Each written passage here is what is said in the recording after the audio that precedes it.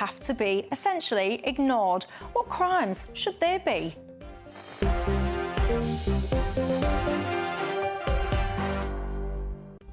We've got all of that and lots more. A packed programme for you tonight alongside me, my panel. Stephen Wolfe, the Director for the Centre for Migration and Economic Prosperity, and Aaron Bastani, the founder of Novara Media. But before we get stuck in, let's cross live and give you your 6 o'clock news headlines.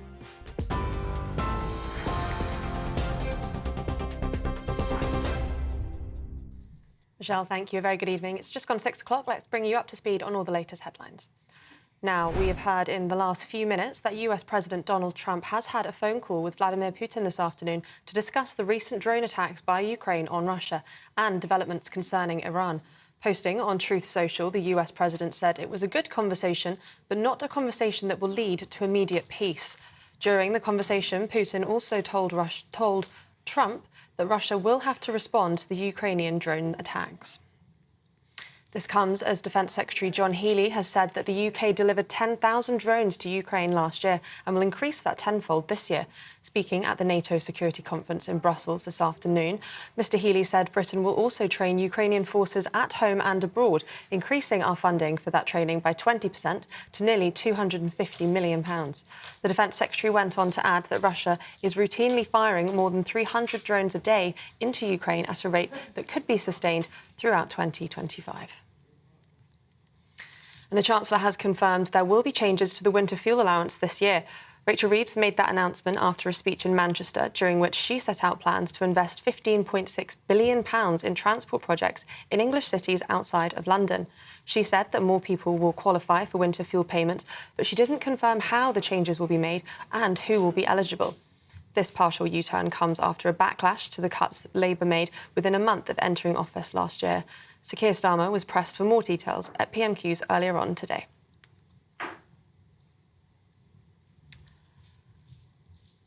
Meanwhile, the Chancellor seemed to be brushing off warnings from top police chiefs that funding cuts could force them to choose which crimes they can afford to investigate. The head of the Met Police, Sir Mark Rowley, and other regional counterparts have written to the Prime Minister, warning that cuts will have far-reaching consequences and will lead to reductions in frontline policing, last seen under austerity. Rachel Reeves says it's not a decision that she recognises and that the government will announce increased spending on police. The Home Office is one of several departments yet to reach an agreement with the Treasury over departmental funding, and obviously this comes ahead of next week's spending review. And Queen Camilla has revealed her wish to become joint patron of one of her favourite places, the Garden Museum in South London. Speaking during a visit for British Flowers Week, she's told attendees she has discussed joining with her husband, King Charles, who is already patron.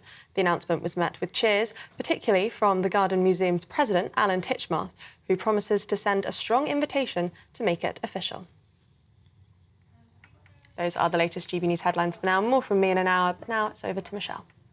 For the very latest GB News direct to your smartphone, sign up to News Alerts by scanning the QR code or go to gbnews.com/alerts.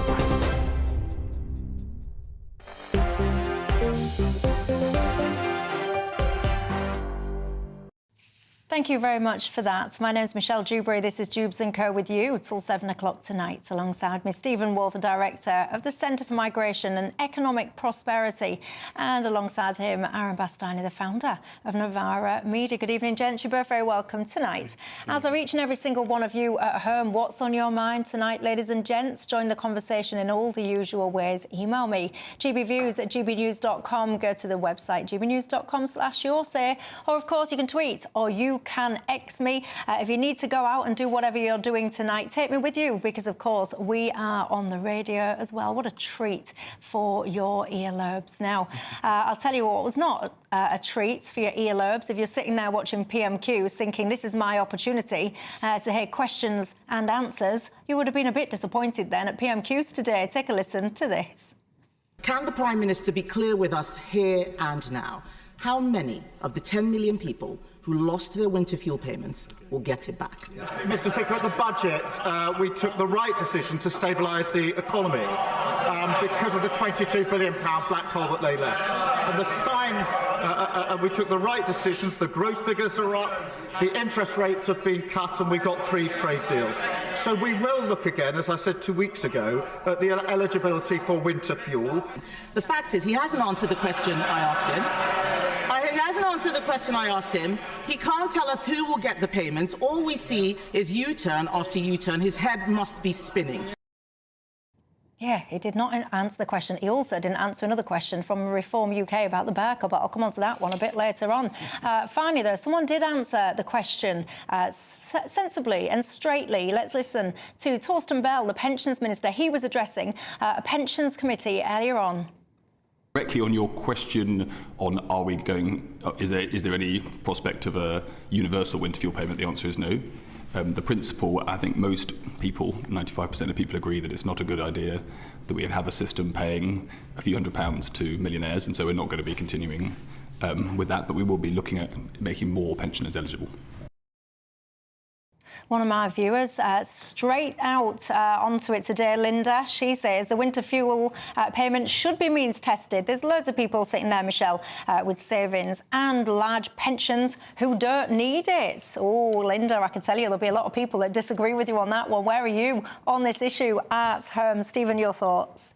Well, I think, first of all, this is a dramatic U-turn by the Labour Party, and I think it's quite right to actually do that U-turn, because people like my mother suddenly found themselves without the winter fuel allowance, which was something that she required and needed, like many of the people in the area of Manchester that she still lives in. There is a question, though, about whether those people that I also know in Winchester, who are very wealthy pensioners living in big houses, and whether they should have it. And they would also say to them, Stephen, I don't need it. The question is whether Torsten Bell is right, whether we should have a complete methodology of doing it through a means testing, and I don't think I agree with that, because the means testing is expensive and it's wrong in principle because of the costs. Where I do think you should be looking at is more through the tax system. Treat it a little bit like child benefit. The tax system is capable of assessing whether people are cash rich, not asset rich. Just because you've got a house that's £1 million or £2 million doesn't mean that you can afford to heat it or even look after it. And I know that from a lady across the road from where I am. She has very little in terms of pension. She wasn't left it for a variety of reasons. So the view is be more accurate about those people who are wealthy through income, not simply through assets in their home. What do you think to that at home? Aaron Bastani, your thoughts? So 12 million recipients before this whole farrago started. It's gone down to 2 million, and we need to work out where Labour are going to land ultimately. Is it going to be 8 million people are going to have it, 9 million? I suspect that's broadly right. And I think, actually, the majority of the public would have supported that if they started with that position right after they formed a government last year. What gets me, though, Michelle, is the politics and the communications, or rather miscommunication, around all of this. You've got Keir Starmer there talking about one of the great political vulnerabilities he's facing as Prime Minister. He's laughing on camera when he's failing to answer a question. He's laughing, yeah, right? Absolutely. And I can't get my head around this man.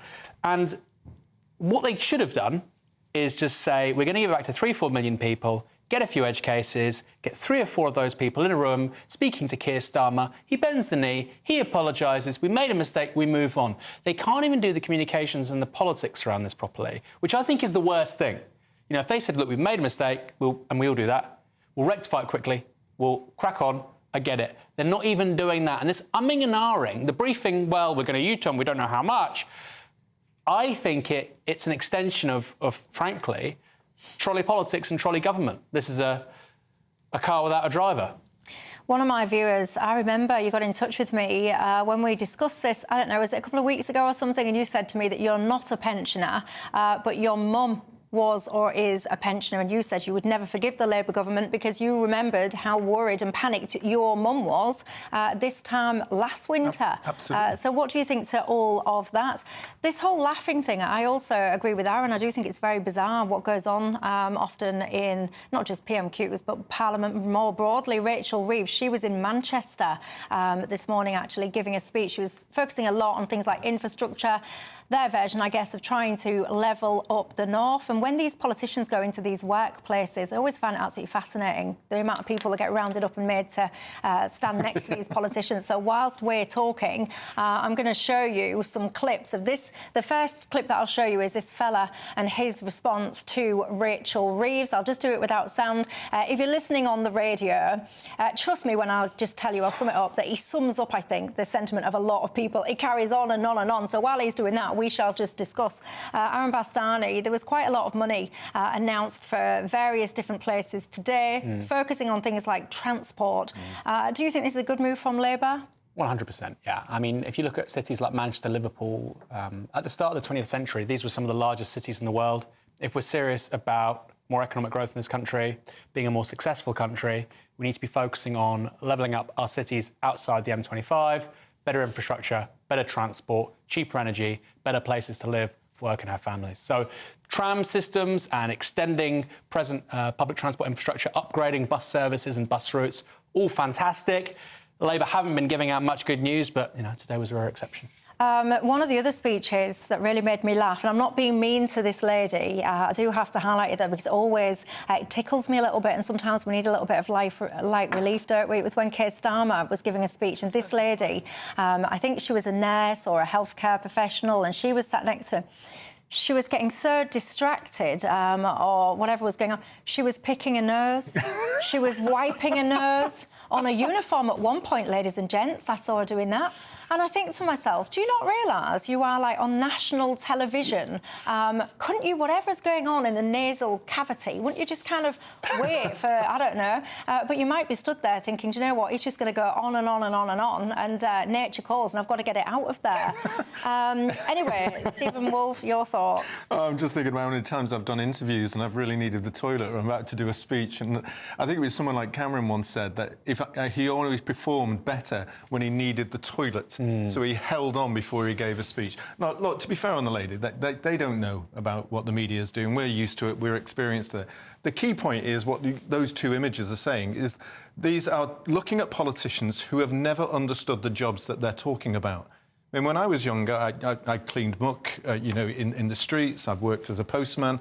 I've worked in, like, coffee shops like everybody else. I've done what people regard as menial jobs, worked on market stalls. A lot of the politicians that people have done today just have not even experienced that level of work. And I know Aaron looks at it, and when he talks about the left understanding what the working person is going through and how these politicians are not doing so, I think we're in alignment with that. We're in agreement with that. They really do need to work harder. Otherwise, you're going to get more and more people feeling distracted, ignored, and saying, I don't trust you anymore because you just don't know what our life is. And most of them is because politicians now are just going straight to university, ignoring all of these and working straight in politics about it. Yeah, but your theory, then, it comes unstuck a little bit because Keir Starmer, if he was sitting here now, would tell us all that his dad used to work in this factory and he used to get up and do all this and that and the other. And then people would say, but Nigel Farage, who's a privately educated guy, you know, he worked in the city, whatever.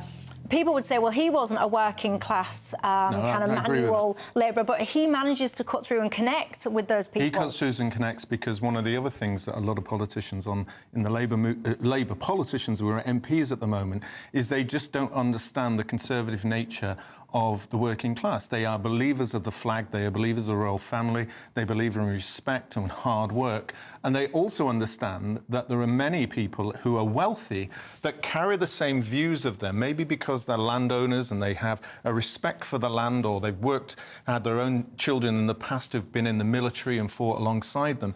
They understand that those people are aligned with the vision of what they regard Britain to be, and they don't see that from many politicians. And I'll say that not just because it's Labour, but they'll also say that about the Conservative politicians, the Liberal Democrats and the SNP. Someone like Nigel is seen to be a person that works alongside their vision and view of what Britain should be, whereas, unfortunately, Keir Starmer doesn't. Well, there you go. Lots of people getting in touch about this winter fuel situation. Charlie says, whilst you're all sitting there debating the winter fuel and millionaires and all the rest of it, actually, he goes, you should be looking at why there are two tiers when it comes to the amounts that actually pensioners get paid, whether or not you're pre or post 2016. I think make an interesting point there. Ted says, Michelle, what I've learned in life is eat, drink and be merry, sod the future. Just don't save a penny, just go on benefits and basically you'll get everything for nothing. Otherwise, you save, you buy a house, prepare for your future, and then you literally get nothing. Which one would you prefer? JW says the payment should be universal regardless of wealth. I wouldn't want it if they gave it to some and not to others because it's pure envy designed to appeal to all the snowflakes.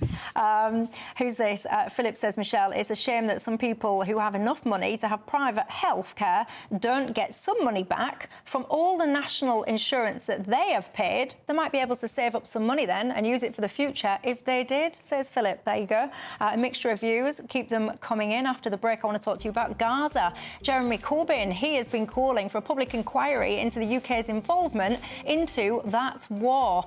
What do you think to that? See you in 2.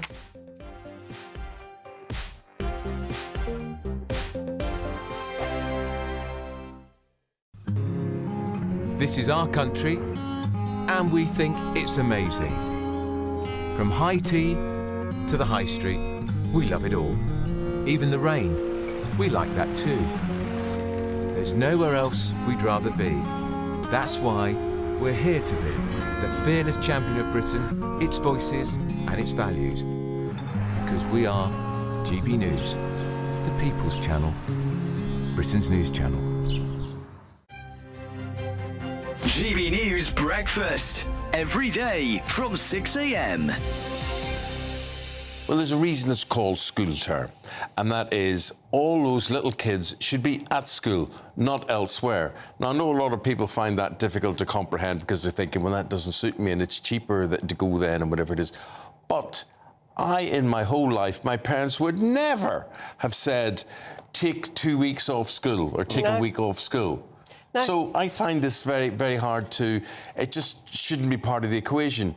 You're at school, you're not on holiday. Well, lots of parents would say, wouldn't they? They can't afford to take their children in half term because the flights have tripled. Totally agree, but we couldn't afford it. So what did we do? We went to the local beaches in Ireland. That's where we went. So that's how you had your holiday. So you just forego a foreign holiday. Hold on, so the prices go, but the prices are going up. They make them more expensive during the summer holidays.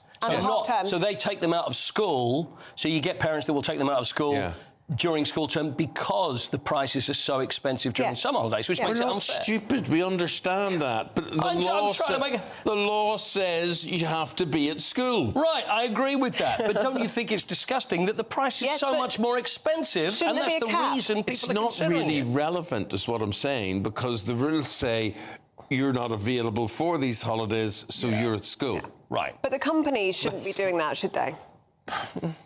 Look, I don't think they should. I don't think they should be allowed to. I agree. I think it's the only rule that comes first is that is school term. School term means that's what the law requires you to do.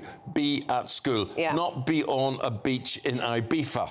But the temptation is there if it's so much cheaper and you couldn't afford to go during the summer holidays. I've never done that. GB News, the People's Channel. Welcome back to Britain's Newsroom with Andrew and Beth. Hello everyone, Patrick Christie is here. I'm Michelle Dewberry. Britain's News Channel. Access the stories that matter to you. Take the GB News family with you on any device. And as long as you have an internet connection, tune in to GB News, anywhere on the planet or beyond. GB News, the People's Channel, Britain's news channel.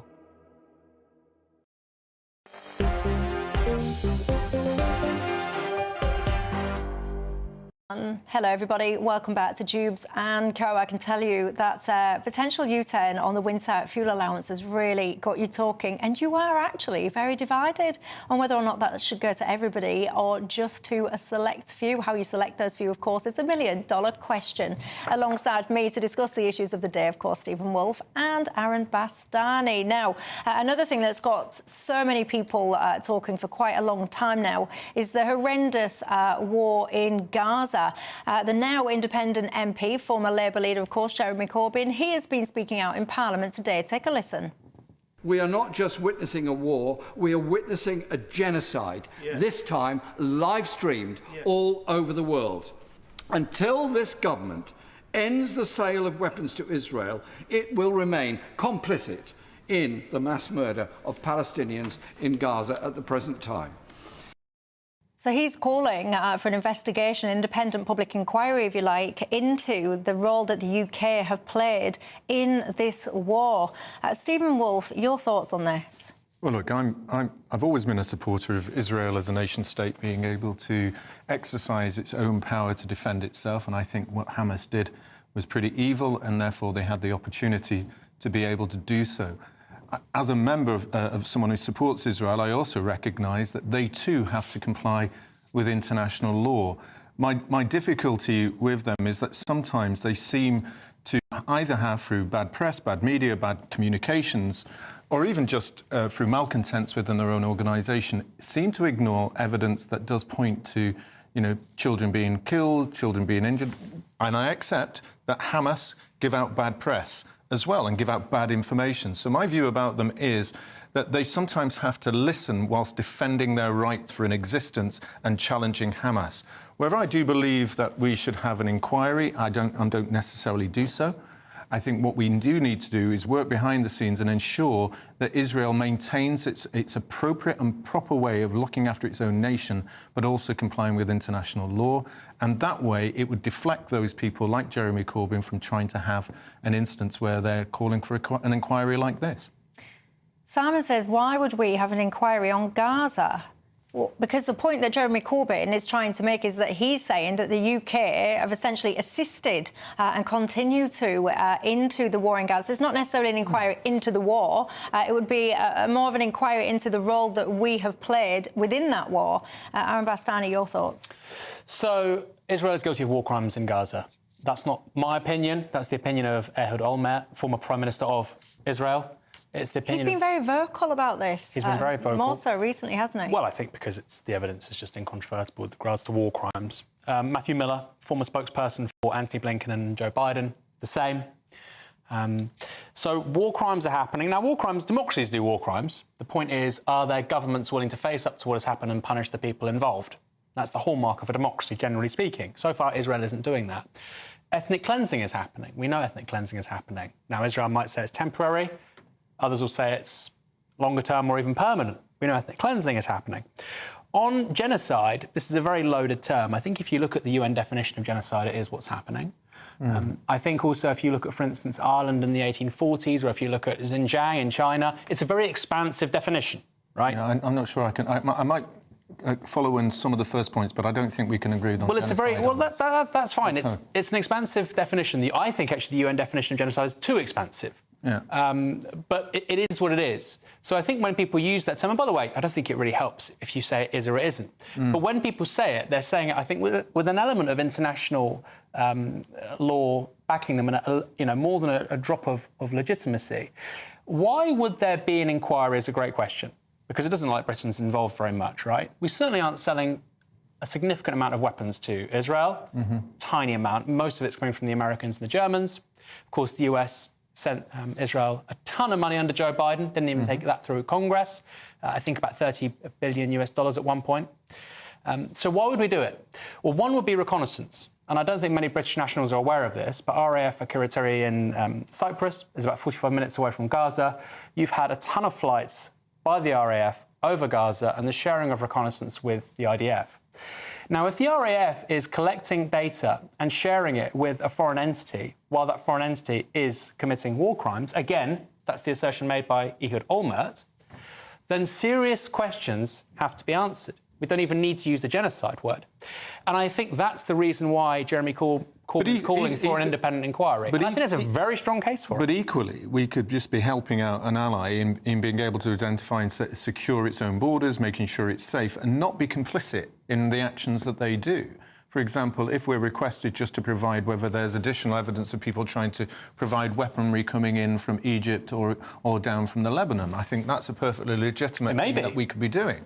So I'm not so sure that we can make these accusations that we're involved in the genocide of that, as Jeremy is saying. I think it's right for him to be able to raise this in Parliament, perfectly fair to do so. That's his job as an MP. It's perfectly right to identify areas where we might have a concern about this. But I generally don't think that at this particular moment in time, when we're not selling as much, that this is an accurate thing that we should be doing. I certainly don't believe that we're involved in genocide as a nation with what's happening in Gaza. I tell you, our national broadcaster, if you like, the BBC, they actually came in for some criticism. I don't know if you saw this clip. I think it was yesterday. The White House press secretary, did you see this? Take a watch. We don't take the word of Hamas with total truth. We like to look into it when they speak. Unlike the BBC, who had multiple headlines. They wrote, Israeli tank kills 26, Israeli tank kills 21, Israeli gunfire kills 31, Red Cross says 21 people were killed in an aid incident, and then, oh wait, they had to correct and take down their entire story, saying we reviewed the footage and couldn't find any evidence of anything. Oh. Okay, so we're going to look into reports before we confirm them from this podium or before we take action, and I suggest that journalists who actually care about truth do the same. Loads of you are getting in touch on this. Laura says, Michelle, we should be supporting Israel in their fight against terrorism. Someone's asking why, when Israel defend themselves, is it called genocide, but actually people refuse to call what Hamas did terrorism. Lots of you Can I are getting respond to that quickly? Yeah. Go on. What Hamas did on October the 7th was also a war crime. Absolutely. Because there was a mass murder of civilians. That is exactly the definition of a war crime. The point is, I would also assert, like Ehud Olmert, Israel is committing war crimes. Many of you are getting in touch as well and making the point, the hostages. All of this, many of you are suggesting, could end tomorrow if the hostages were all released. That is a message that I'm really hearing loud and clear from you guys at home as well. And, of course, it's quite hard to often understand with real clarity what is and what isn't actually happening because, of course, independent journalists don't really seem freely able to access that domain and actually report back with clarity and independence their own findings. Anyway, look, the claim, the BBC have responded. They say the claim that the BBC took a story down after reviewing its footage is completely wrong. We didn't remove any story and we stand by our journalism, our news stories and our headlines about Sunday's aid distribution centre incident were updated throughout the day and always clearly attributed. This is a totally normal practice, they say, on any fast-moving news story. There you go. You will have very strong opinions on that and, of course, opinions will differ. Let's continue our debate after the break. There was an interesting report out that said white British people will become a minority in the UK within the next 40 years. Your thoughts?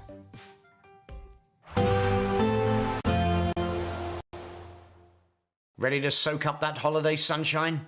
Won't we need some cover? No worries. All sorted. All Clear Travel Insurance sponsors GB News Travel Destinations Forecast. Hello. It's looking largely dry for many places around the Mediterranean through the next few days, but not totally dry. A few showers continuing to affect, well, Madeira and the Canary Islands, but across the bulk of Spain and Portugal, a fine picture here. A little bit further north, though, some heavy thundery rain continuing to affect areas of France and into Germany and the north of Italy as well. Elsewhere across Italy, largely fine, and some parts of Greece will have some decent weather too. More fine sunny weather to come in the Outlook. All Clear Travel Insurance sponsors GB News Travel Destinations Forecast. Hello there, good evening. Welcome to your GB News weather update from the Met Office. As we head into tomorrow, it's going to be quite a wet start for many areas, turning a little brighter into the afternoon, though we can't rule out a risk of some blustery showers. The reason for all the unsettled weather? Well, it's all thanks to low pressure situated to the north and at times this evening dragging in longer spells of rain across from the southwest. For a time, any showers easing away this evening, but soon being replaced by further outbreaks of rain, all moving through from the west, leading to a very wet start across Northern Ireland, most of England and Wales, but a few more clearer skies across parts of Scotland. Away from the northwest, though, plenty of showers moving through here. But with all the cloud and rain, it's set to be a rather mild start to Thursday. But for the morning commute, it is going to be fairly wet. Now, winds should be quite light, though we could still see some quite heavy outbreaks of rain, particularly across any high ground as this area of rain sweeps its way eastwards, eventually clearing the far east of Northern Ireland, but then pushing back into northern parts of England. A little drier and brighter across parts of Scotland, but still plenty of showers across the northwest. The odd one or two heavy, and it could still be quite breezy around exposed coasts of Scotland. And Thursday is set to be quite an unsettled day. Outbreaks of rain shifting their way eastwards, still rather heavy at times. Brightening up a little more into the afternoon, but still once again a risk of showers. Still breezy around coastal areas, and the odd shower turning quite heavy. May even hear the odd rumble of thunder. And still once again plenty of showers skirting the way across Scotland, where it will feel a little fresher, but elsewhere temperatures remaining in the mid to high teens. Friday once again brings more unsettled weather, showers, longer spells of rain and still quite breezy, particularly across the southwest or where we see any heavier outbreaks of rain, but potentially once again turning a little brighter for England and Wales as we head into the afternoon. Further spells of rain on Saturday, though a drier day ahead on Sunday with temperatures remaining fairly similar.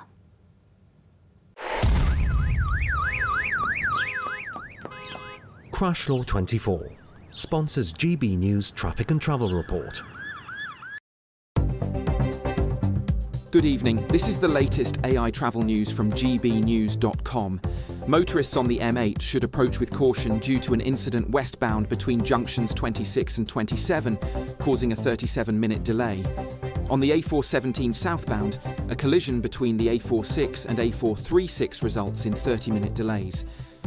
Congestion on the A404 northbound between A4130 and A308 leads to 30-minute delays. In Shropshire, expect A5 southbound delays due to congestion. And on the trains, Merseyrail buses replace trains between Hooton and Ellesmere Port. For more travel news, go to gbnews.com.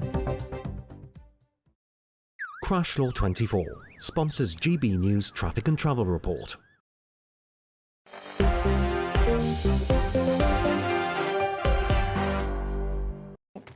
Hello everybody, I'm Michelle Dewberry, this is Dewbs & Co. Till 7 o'clock. If you're just joining us, Stephen Wolf, the Director for the Centre for Migration and Economic Prosperity, and alongside him, Aaron Bastani, the founder of Novara Media. If you've just tuned in, you've just missed us discussing winter fuel payments and also whether or not there should be an inquiry when it comes to the UK's potential involvement in the war in Gaza. You can watch all of that back on Catch Up. But look, we've got lots of other things we need to talk about tonight. A new report has predicted, get this, that white Brits will be a minority in the country in just 40 years' time. This has been looking at migration levels alongside birth and death rates. The rate also projects that 6 in 10 people in the UK will either not have been born in the UK or will have at least one immigrant parent by the end of the century. Your thoughts, Stephen Wolf? Well, I think this is pretty accurate. I did some similar research on this last year. I think that we might differ in the view about the Muslim population. I think it's going to be around 13, 14%. And my thoughts on that is why we don't feel a little bit concerned for the white British community about this. If these were living in New Zealand and they were the Maoris, we'd be saying we do not want to see the end of the Maori community. If we see the Indians in America, we're concerned about what happened to the Indians. So I think it's perfectly acceptable to say, for white British people who've lived here for over 1,000 years, who've had something like Oxford University that's been in existence longer than the Maoris were in existence in New Zealand, they should be concerned that their culture, their history, their backgrounds and their values as a kind of group of people are being removed from the historical books. And they will actually turn around and say, this is the end of the Anglo-Saxon community in Britain, and I think they should be concerned, and so should we. The author of this report, I've got to say, was Matt Goodwin, of course, post-academic, and some of you might recognise him as well as presenter of State of the Nation on GB News. Matt, Aaron Bastani, your thoughts? Yeah, a few things. So I've seen some sort of responses on social media saying, oh, wow, people are now saying the unsayable. There have been many reports speculating about similar outcomes, similar dates even, 2060s, for a while now. Also in the United States, people are talking about what's called minority-majority status for the US sometime around the 2050s, 2060s. So on the methodology, let's just start with that because I find that quite interesting. And it's not a huge thing, but it's a thing worth talking about. The idea that somebody is not white British if one of their parents is not white British would mean that King Charles is not white British. If you have a parent, and I know it's going to sound like I'm being silly, but let's talk about the methodology because that's what's powering the report. If you are somebody with one Irish parent... No, but you see, I think that was a... How shall I put this? A misunderstanding, because when I've looked at the reports versus when I've looked at one of the write-ups, I think it was in, I can't remember where it was now, Telegraph or something like that, that's the sentence that the Telegraph used, that white British is determined as one immigrant parent. I think there was a little bit of confusion around whether or not that was an accurate lift from the report directly. Well, that's the Telegraph write-up, and it's something that we see repeatedly. So in the US, for instance, when they talk about minority-majority status, the Americans have this very strange habit of saying that people of Spanish or Hispanic origin aren't white European, of course. In Britain, we think rather differently. On the points that were being made by Stephen a moment ago, I would sort of push back in so much as speculating about where we are in 2100 is probably quite pointless. I was born in 1984, 41 years ago, sadly. And that was at the tail end of Britain being a net emigration country. People were net leaving the country. That feels almost incomprehensible, given that, you know, in 2023, almost 1 million net immigration to the country. A whole different world. I consistently meet people who say that Britain needs religion and that white people will be a minority. And what's almost strange is that they very rarely actually have kids themselves or go to church. That is the main issue here. It's about fertility rates.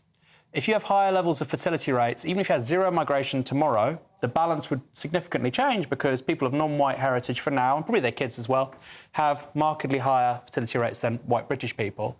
I think that's a conversation we should have. Why is fertility, including amongst white British people, so low? Why has it fallen so quickly? Well, we can proceed from that. Let me just finish with this, because it's probably something where we do agree. I certainly don't think that if you have a low fertility rate and problems with regards to demographics, the solution is not immigration from everywhere forever. I don't think that's the solution. We should be supporting family-friendly policy in this country. There is an element, what you're saying about the fertility rates of married white couples is still 2.1. The big issue is actually that you're finding more and more women and men are just not getting married and living as single groups. And that's what's causing the demographic change downwards for the white British community.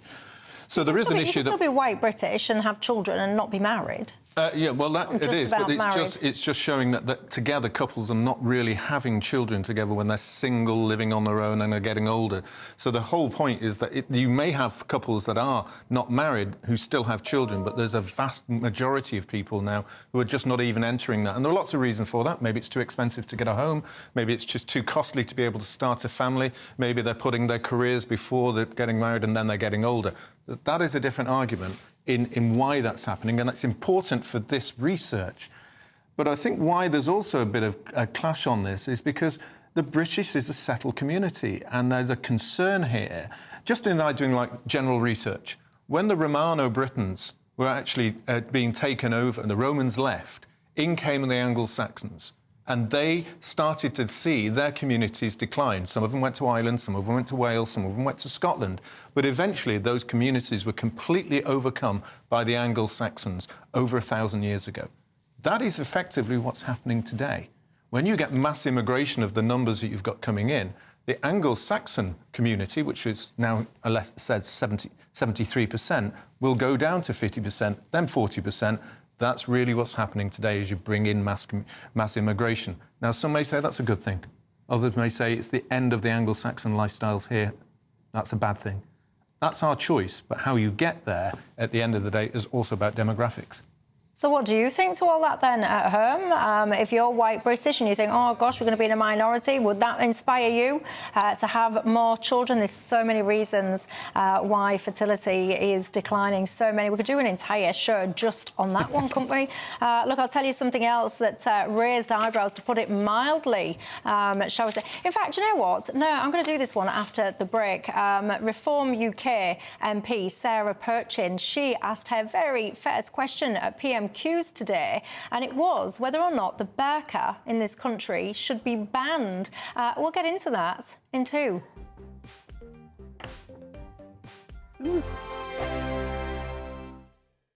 Exciting news. Every Friday, my Patrick Christie's Tonight Show is going to have a twist to it. We're welcoming some special guests. You. That's right, on Fridays I'm going to be doing my show in front of a live studio audience because this show is about you and what you have to say. It's going to be the same big debates, same big topics, same big opinions. But every Friday night at 9 p.m, you are invited to come on down to Patrick Christie's Tonight to be a part of the action. Only on GB News, the People's Channel, Britain's news channel. What is the state of our economy? What is the state of our National Health Service? What is the state of our schools? What on earth is going on? Understanding Britain means understanding the state we are in. This is State of the Nation with me, Matt Goodwin, Wednesdays, Thursdays and Fridays from 8 p.m. on GB News. Good Afternoon Britain isn't just about us. The wonderful thing about this programme is it's about everyone watching. It's an interactive programme. Well, there absolutely is something to see here, and we're going to be talking about it more. Whether it's breaking royal news, please bring us up to date, or indeed a particularly punchy speech in the House of Commons. Very, very curious. We bring it to you live, and then we bring you live reaction as well. That's Good Afternoon Britain, weekdays from midday. Only on GB News, the People's Channel, Britain's news channel. In the GB Newsroom, we bring you the news as it happens. With our team of dedicated journalists across the UK. We're ready to keep you up to date with what's happening every half an hour, every single day.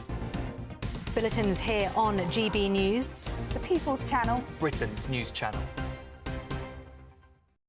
Westminster's full of talk, but out here, it's the real world. Am I allowed to talk now? No, that's it. This is where it matters, real people and real lives. That's what politics is all about. The fact that Trump made a good start, no. Straight answers, no spin, and just a couple of pints. How many fingers have I got up? About 10. So join me for Lee Anderson's Real World every Friday at 7 p.m, only on GB News. The People's Channel, Britain's news channel. Join me, Nana Akwe, for an informative, interactive news programme with a difference. It's fun. No, he didn't say that, Dave. I'm so surprised. I think there's an element of truth to that. Join me from 3 p.m. every weekend, only on GB News, Britain's news channel. From the school run to the home run, watch a new show for all of Britain. So he can say whatever he wants. A straight talking show where all voices are heard. And, you know, when are we going to stop talking about smashing the gangs and actually do it? With the stories that matter from every part of our country. There's a bit of a crash landing there for your Chancellor. Bold, fearless and standing up for you. That's me, Martin Dewbs, 3 p.m. till 6 p.m, weekdays, here only on GB News. The People's Channel, Britain's news channel.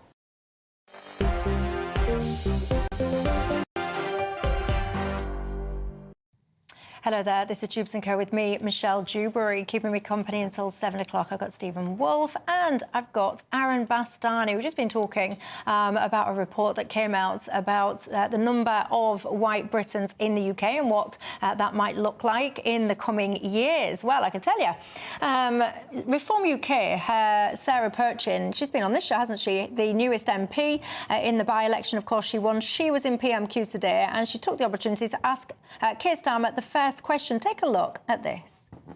Given the Prime Minister's desire to strengthen strategic alignment with our European neighbours, will he, in the interests of public safety, follow the lead of France, Denmark, Belgium and others and ban the burqa?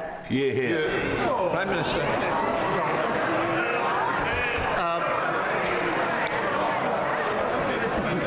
Can I welcome her to her place? But I'm not going to follow her down that line. But now she is here and safely in her place, perhaps she could tell her new party leader that his latest plan to bet £80 billion of unfunded tax cuts, he's no idea how he's going to pay for it, is Liz Truss all over again. Oh, that was an awkward response from Keir Starmer. He didn't see that one coming, did he? I bet he sat there and was thinking to himself, I know what's coming, small berts, whatever. But no, it was that. I've got to say, Sarah Perchin, she actually went and asked constituents, what question would you like me to put to the PM? Before I go to the panel, let me just bring in some context to that question. Let's look at whether burqa and niqab are banned in EU countries. 1970s, you saw that happen in Italy. We move on, 2011, France and Belgium.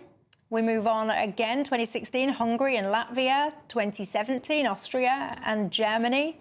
And 2018, Denmark and Norway. And then 2019, the Netherlands.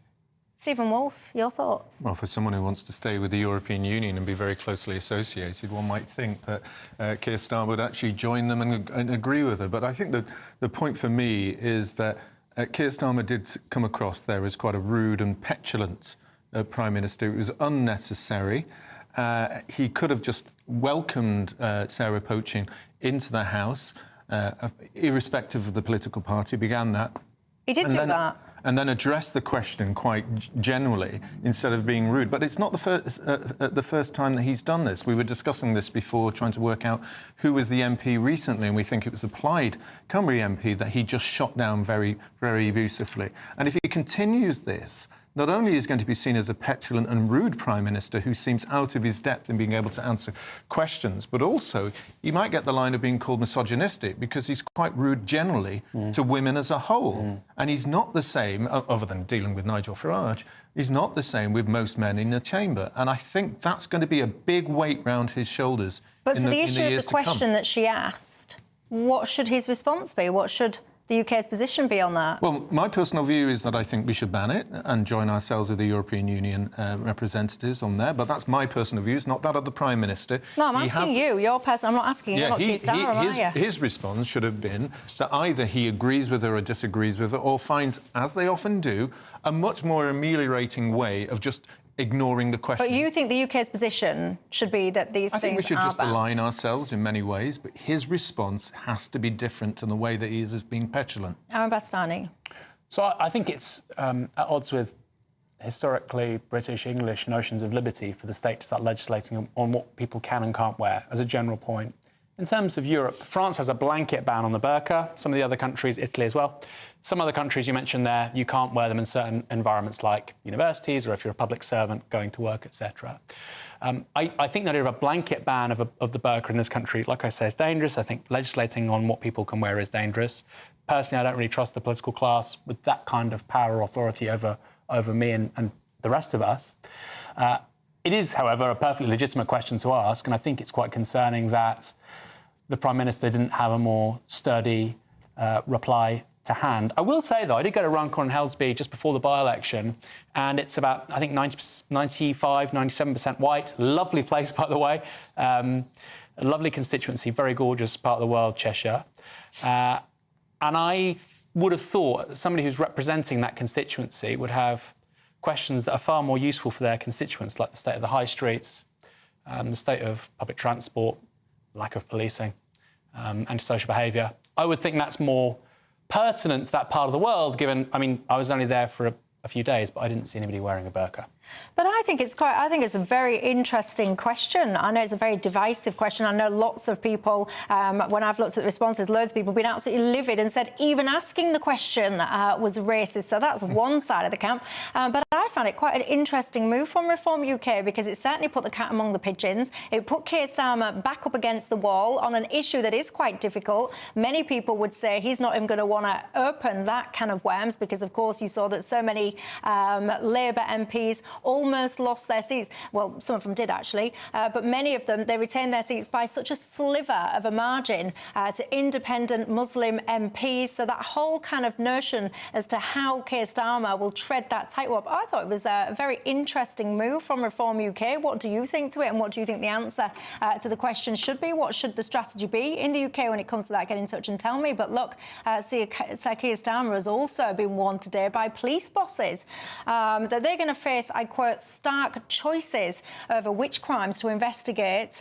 This comes, of course, about what is going to happen in things like this spending review. Are they going to have less money?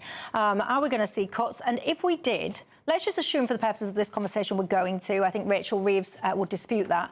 But how can you even start to choose which crimes should essentially have a blind eye turned to them? Well, I think it's going to be very difficult. And I genuinely believe that after immigration, crime now is going to be the biggest issue.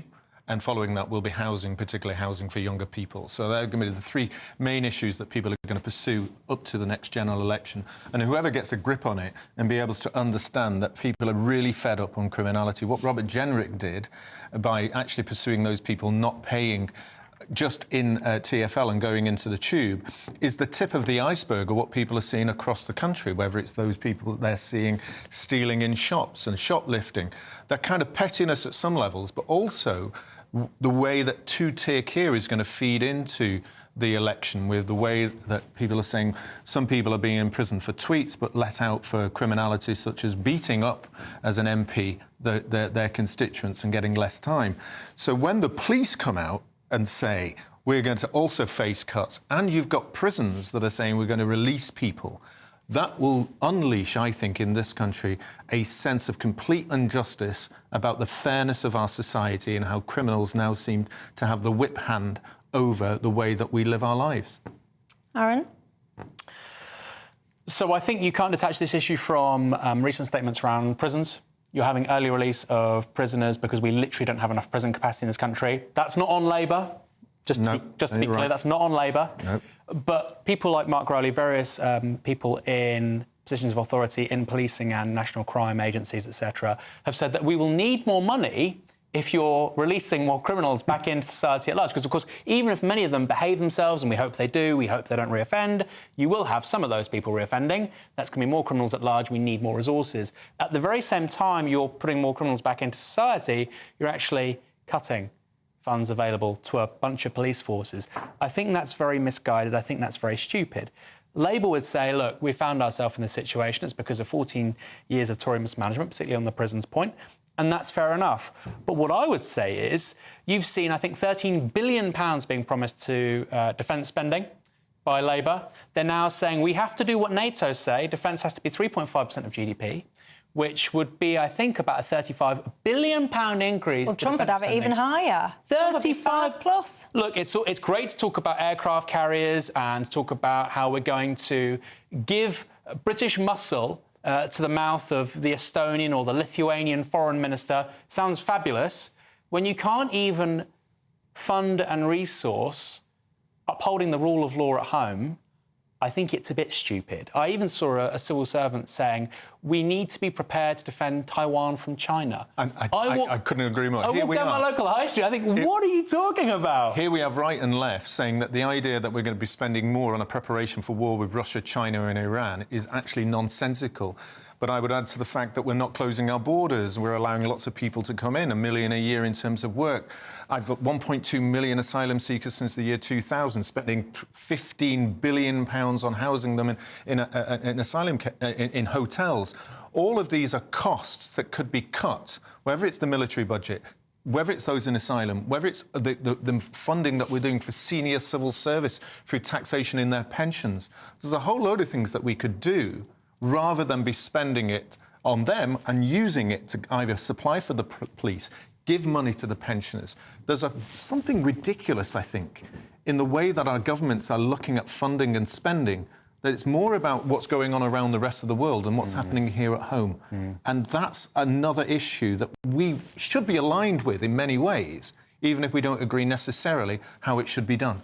Do you know, if I was a Home Secretary, do you know what I would want to do? I was thinking about this in bed last night, how random. This is what I was thinking about. And I think it's because I walked past this bench the other day and I couldn't believe my eyes, the scene that greeted me, the absolute amount of litter and rubbish that had been discarded on this grass. And I thought, how dare you? Like, how dare you? It was so revolting and so disgusting. And I was thinking to myself, you know, if we started clamping down on all of those kind of what some people would say small antisocial issues, if you started clamping down on that stuff, stopping people from disrespecting the areas and the places that they lived in, you might be able to straighten out other kind of more in-depth, more dangerous, if you like, behavioural things. And maybe that's just me, and maybe I need to start thinking about different things in bed. Giuliani did it in New York. I've got to tell you, yeah, broken windows. Loads of you are getting in touch about this face covering. Lots and lots of people getting in touch. One of the key messages that's coming through is that you should ban all face coverings.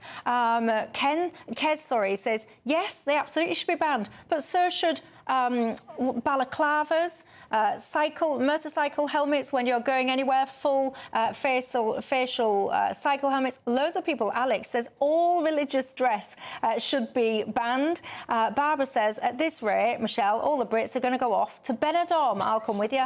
And Neil says, Michelle, it's not about skin colour, it's about the culture of the country. There you go. That's all I've got time for. Thanks, Jens. Thanks to you at home. Have a good night. I'll see you tomorrow.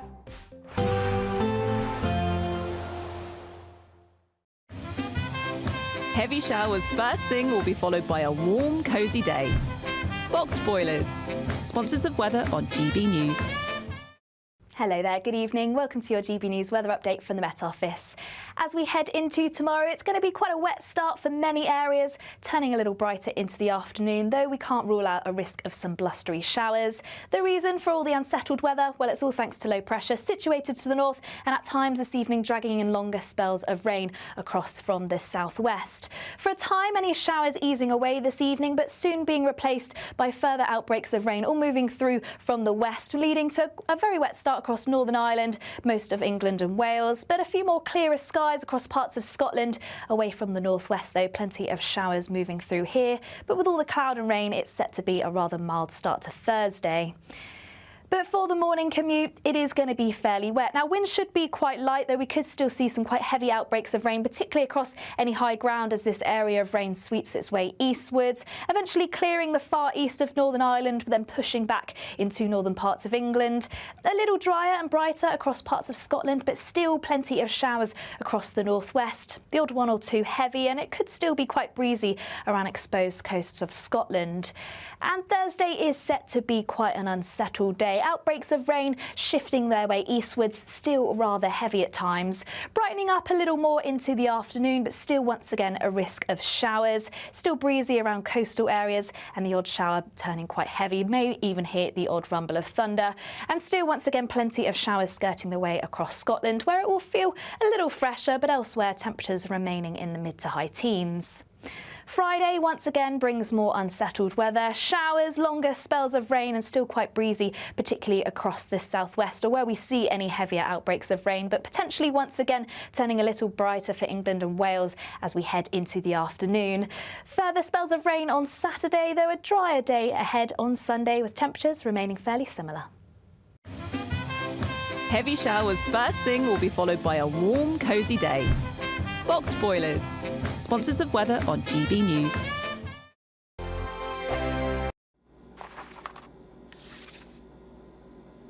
Crash Law 24 sponsors GB News Traffic and Travel Report. Good evening. This is the latest AI travel news from GBNews.com. Traffic disruptions continue on the M8 westbound between junctions 26 and 27 due to an incident, closing lanes 1 and 2, causing over an hour's delay. On the A50 eastbound near Leicestershire, a broken down vehicle has closed one lane. Approach carefully. In Gloucestershire, a collision on the A417 southbound has closed all lanes. In Windsor and Maidenhead, expect a 30-minute delay on the A404 northbound. And on the trains, Great Western Railway services are halted between Twyford and Henley-on-Thames. For more travel news, go to gbnews.com. Crash Law 24 sponsors GB News Traffic and Travel Report. It's the final week to see how you could be our biggest winner yet, touring in this stylish Elnag Baron 560 motorhome. This brand new 2025 model comes complete with kitchen and bathroom areas and enough space to comfortably sleep a family of 4. We'll also give you a further £5,000 in tax-free cash to add a few of your favourite things. Don't miss out as lines close on the 6th of June. For another chance to win the lot, text WIN to 63225. One entry costs £2.50 plus one standard network rate message, or text BONUS to 63225. 5 entries cost £5 plus 1 standard network rate message. Go to gbnews.com/win.